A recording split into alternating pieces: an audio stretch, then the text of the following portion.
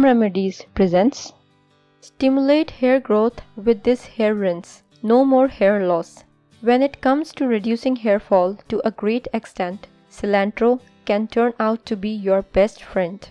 Believe me, not only preventing hair loss, but cilantro can also stimulate the growth of our locks considerably.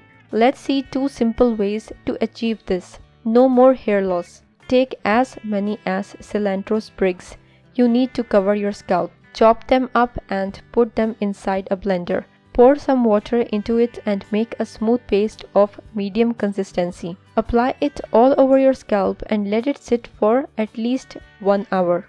Then, wash away with a mild shampoo. Practicing this thrice a week can help you combat frequent hair fall effectively. Stimulate hair growth. For this, we just have to prepare a natural hair rinse by boiling a bunch of cilantro in a large pot of water at low heat for 30 to 45 minutes. Cool the infusion down and rinse your hair with it carefully.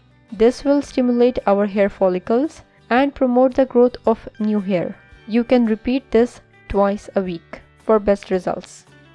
If you liked the video, hit that like button to give it more value and share it on your social networks to let others benefit from it too. Thanks for watching.